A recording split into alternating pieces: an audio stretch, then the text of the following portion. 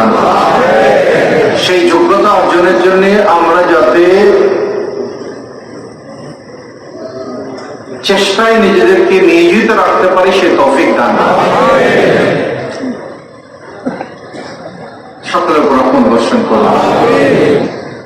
সকলকে শান্তিময় জিন্দেগি দান করুন, বরকতময় জিন্দেগি দান করুন।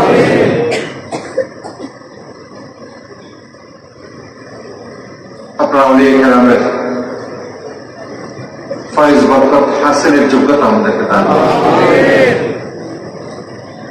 আপনার মহান আউলিয়া কেরামের আদর্শের আলোয় আপনার পেয়ারা হাবিবের সন্তুষ্টি অর্জনের তৌফিক আমাদেরকে দান করুন। আমাদের গুনাহ খাতা ক্ষমা করুন, ভুল ত্রুটি ক্ষমা করুন। মাইশানের গাউসিয়া হক কমিটি এই মহান 10ই মার্চকে সামনে রেখে যে কর্মসূচিগুলো সাজিয়েছে, আধ্যাত্মিক কর্মসূচি, সামাজিক কর্মসূচি, মানবিক কর্মসূচি, তরিকতের কর্মসূচিগুলো সাজিয়েছে, এই সমস্ত কর্মসূচিগুলোকে আপনি কামিয়াবি আতা করুন।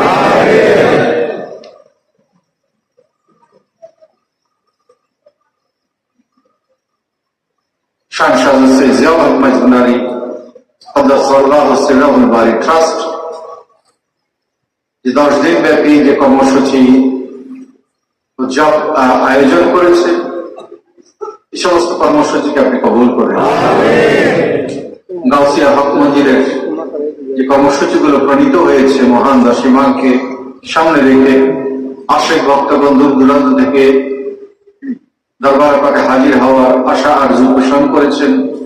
দেশ বিদেশ থেকে আপনার বান্দাগণ ইতিমধ্যে দেশে পৌঁছতে শুরু করেছেন। দরবার পাকের এই উরস মোবারকে হাজির দেওয়ার উদ্দেশ্য ওলা সকলের হাজিরিকে কবুল করুন। এই হাজিরিকে আমাদের নাজাতের ওয়াসিলা বানিয়ে আজকের এই মাহফিলকে কবুল করুন।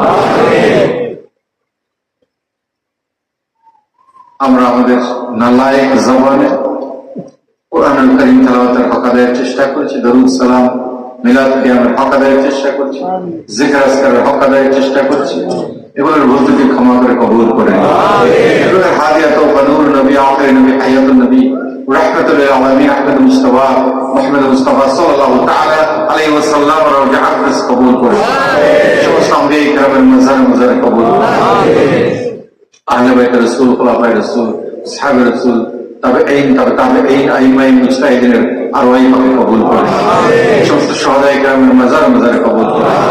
সমস্ত তরিকার ইমামগণের মাজার কবুল করে।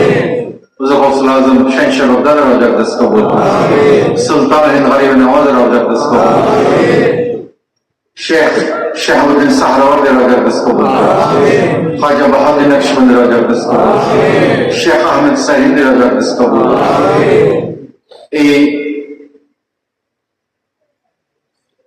বিশ্বের আনাচে কানাচে যে সমস্ত আউলিয়া কেরাম